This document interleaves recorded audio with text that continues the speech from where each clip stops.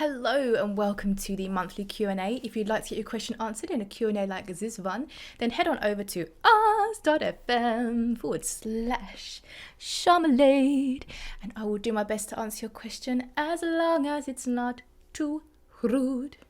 Question number 1. Oh, these are in... Okay, this looks like exactly the same question asked 3 times. So I'm guessing it's a botacular. He prayed for the Prophet and increased.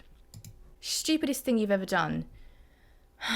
Stupidest thing I've ever done. I'd say the stupidest thing that I've ever done is I left college. I dropped out of college and I was studying music.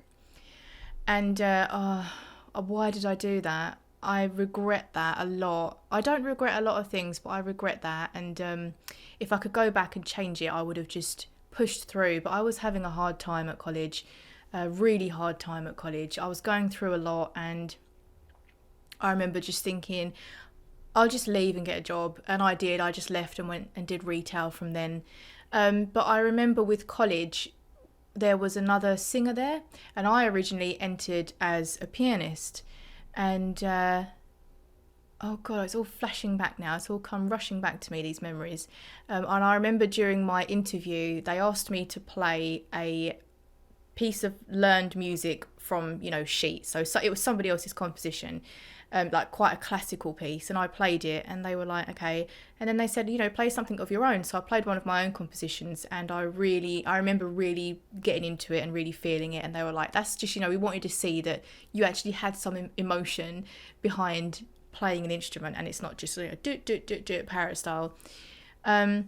And there was another singer that went through and I remember they asked me to sing. I don't know why I ended up doing this, but they asked me to sing a U2 cover and Stuck in the Moment. I've got it somewhere. And they chose me to be the singer over this girl for this tour that they were doing. And I felt so awful because I went in as a pianist, I didn't expect to suddenly be swapped into a singer role. And luckily for her, really, I ended up moving away to go and live with my dad, and I that was also one of the factors into me leaving college. And it meant that she was able to take on the singer role for this tour, which, looking back on, that is a silver lining for me. I'm so she must have felt so happy to have been able to go back and be in the singer role, which is what she went in as. So I'm pleased in that respect that happened for her. If you could start a collection of one kind of item, what would it be? Well, I guess maybe my Susan Dawes paintings again. I mentioned it in my last vlog, and I did used to collect them. I used to collect all of her paintings, all of unicorns, and I'm kind of tempted to start maybe getting some prints and getting a little collection going of that. What is the most difficult age for you? How can we avoid these difficulties? I think it's different for everybody. Everyone's, got a different lifestyle and childhood and everything. I'd say for me the most difficult age was about 10, because that's when my parents got divorced and I never got like a heads up or a choice as to where I wanted to be placed, really. And I was always a daddy's girl and I wanted to be with my dad, and it was all just very much, it all happened in a day. It was like, dad's leaving, now he's gone, and what happens now, and it was a really, really, really difficult time, and it made my other family relationships really tense. And I don't even know what I would say to my 10-year-old self. I don't know what I'd go back and say to her, because it wasn't my decision, and I only reacted in a way that was just knee-jerk and just in the moment. There's nothing I can go back to sort of, I can't give myself advice about a situation that had nothing to do with me, really. So I guess I'd say just keep your chin up and keep going, because at least now I know that everything worked out.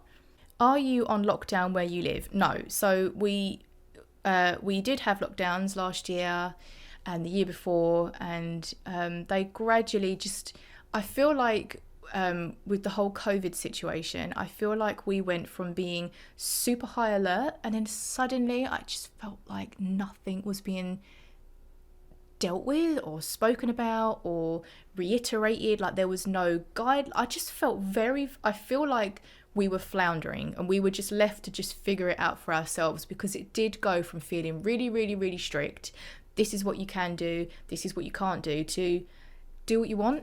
And I mean, the cases have come down at this point. I am filming in January and the cases are on 70,000.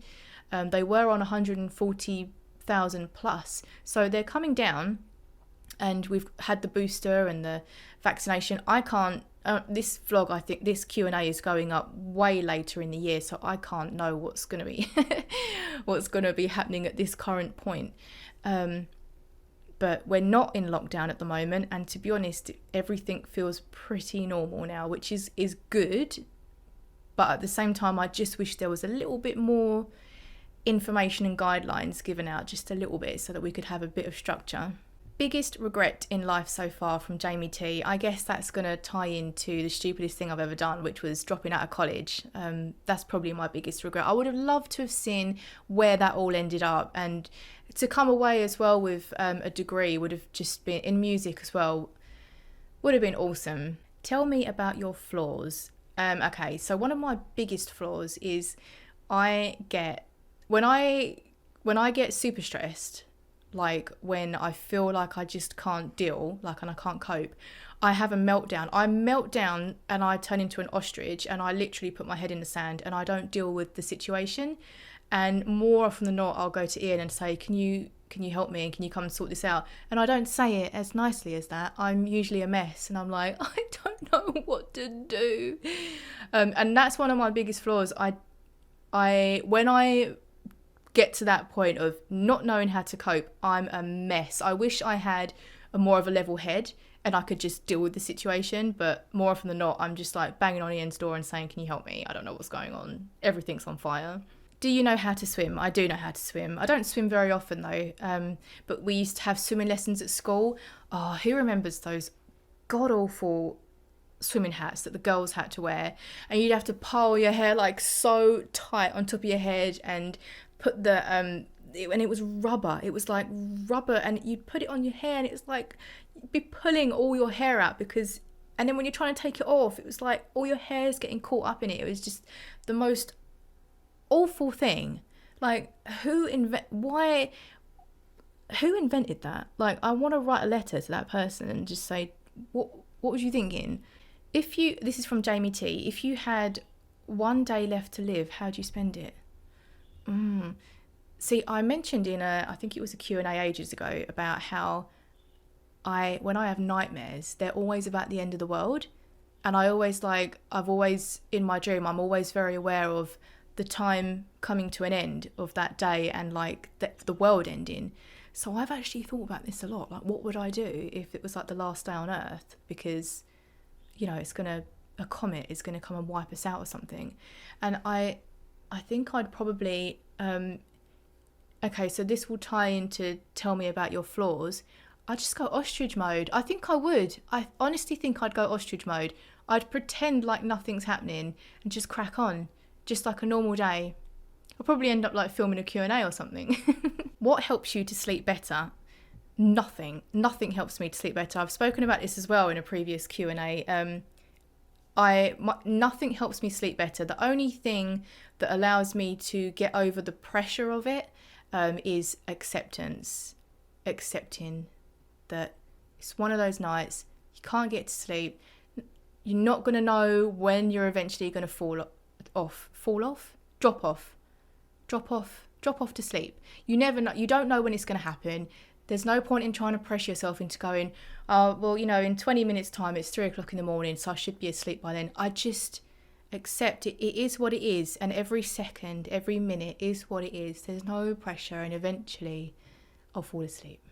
So that is it for this month's Q&A. If you'd like to get your question answered in a Q&A like this one, then head on over to ars.fm/Sharmalade, and I will do my best to answer your question. Have a wonderful week, everybody, and I will see you very soon for the next Q&A. Bye.